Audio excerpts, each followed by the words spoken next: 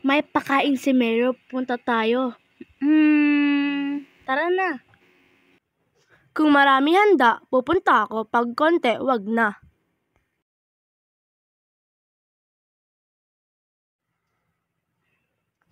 Sabi nila hindi ka raw sasama sa handaan. Bakit naman? Dahil gusto ko maraming pagkain ako matitikman. Katulad ng lechon, salad, cake at marami pang iba. Lahat yun gusto ko.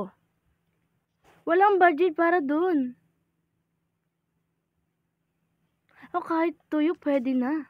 Pwes ako, hindi ako papayag na tuyo. Bakit? Mas masarap naman ang tuyo ah. Baka meron doon pritong talong at okra. Malay mo, only rice pa.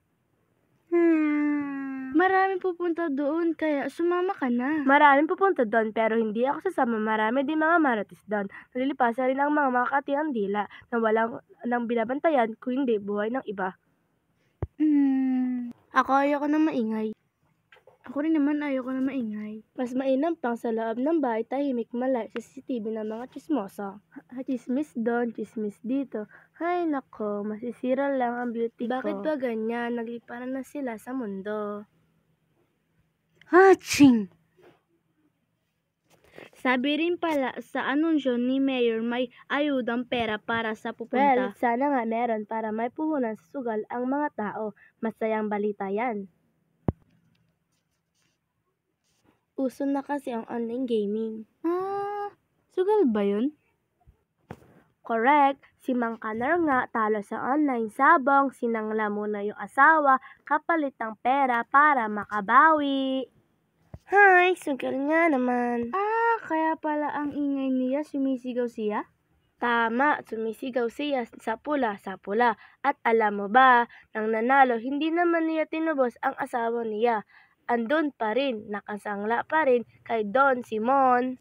Balita daw kasi pag tinubos niya ang asawa niya, magagalit pa daw yun. Lumakad ka na, punta na kayo kainan. Bug.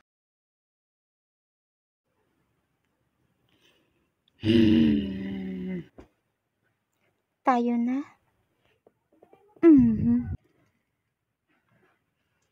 Pagbabalot na lang kita mamaya, samahan ko ng kamatis. Sige, kung may lechon, damihan mo at kanin. Pagbalutan mo na rin ako. Bye!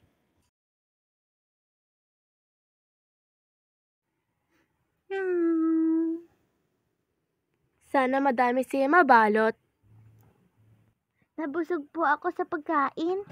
Salamat na lang kay Mayor.